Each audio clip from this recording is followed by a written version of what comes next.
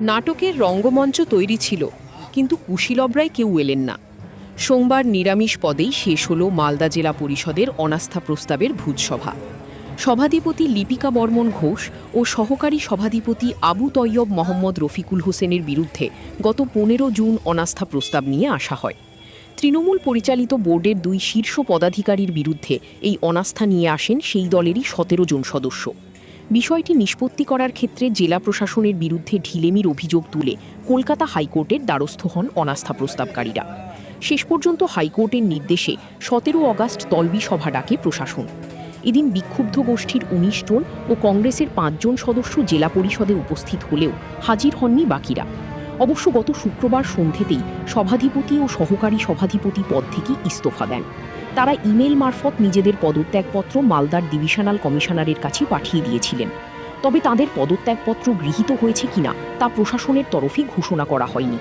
অবশেষে এদিন জেলা পরিষদের দায়িত্বপ্রাপ্ত অতিরিক্ত জেলাশাসক জানিয়ে দেন 2টি পদত্যাগপত্রই গৃহীত হয়েছে। আগামী 1 মাসের মধ্যে জেলা পরিষদের নতুন বোর্ড গঠিত হবে। কিন্তু এদিন বিদ্রোহী গোষ্ঠীর পক্ষে তৃণমূলের 19 জন সদস্য উপস্থিত হওয়ায় গুঞ্জন শুরু হয়। এর অর্থ বিদ্রোহী গোষ্ঠী ক্ষমতাসীন গোষ্ঠী থেকে 2 জনকে নিজেদের দিকে নিয়ে এসেছে। বিদ্রোহী সদস্যদের পক্ষে শামসুল হক জানান, তারা সভাধিপতিকে পদ থেকে সরিয়ে দেওয়ার সিদ্ধান্ত নিয়েছিলেন, কারণ তিনি জেলা পরিষদকে 10 বছর পিছিয়ে দিয়েছেন। মিটিং ছিল, আজকে আমরা 24 জন উপস্থিত হয়ে অপসারণ করলাম। তার আগে রিজেনও করে দিয়েছে, রিজেনের লেটারে আমাদেরকে ধরালো। অ্যাপ্রল অপসারিত হয়ে গেল সভাধিপতি এবং সহকারী।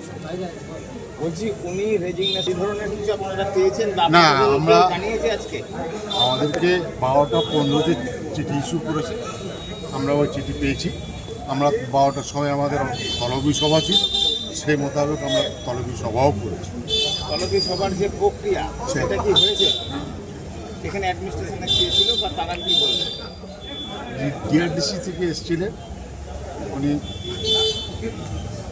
অফিসার ছিলেন, অফিসার ছিলেন, বললো কি অ্যাকসেপ্টেড, আপনাদের কথাটা অ্যাকসেপ্টেড, আর ওনারা রিজাইন করেছেন সেটাও অ্যাকসেপ্টেড। আজকে আপনারা কজন ছিলেন? 24। কারা এরা? কি তৃণমূল কংগ্রেস, 5 জন কংগ্রেসের কাছে সমর্থন দিয়েছিল।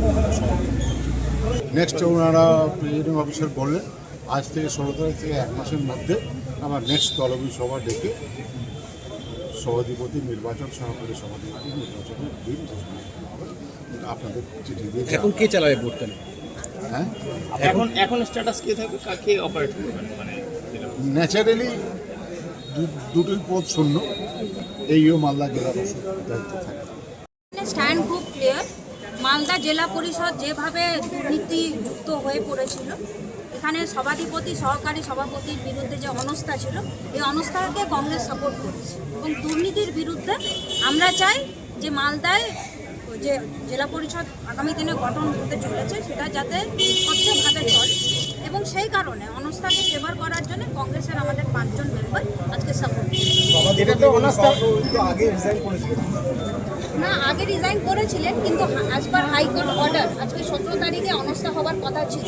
ওনারা রিজাইন করেছিলেন তার মিন টাইম, কারণ ওনারা বুঝতে পেরেছে যে ওনাদের কাছে নাম্বারস নেই, মেজরিটি নেই। মেজরিটি অলরেডি আমাদের কাছে আমাদের সঙ্গে হয়ে গেছিলো, 24টা মেম্বার আমাদের সঙ্গে অলরেডি হয়ে গেছিলো।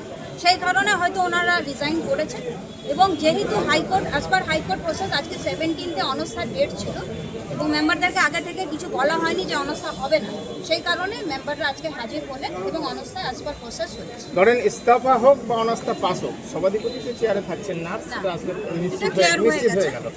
পরবর্তীতে যে নতুন সভাধিপতি হবে সেক্ষেত্রে আপনাদের কি ভূমিকা? এটা দেখুন, আমাদের দলের পক্ষ থেকে আমাদের লিডারশিপ আলোচনা করবে, অ্যাজ পার প্রসেস যেটা হবে হবে।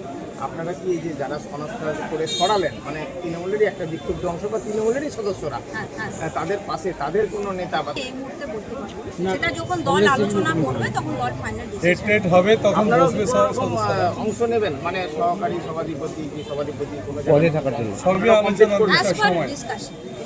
এই মুহূর্তে আমরা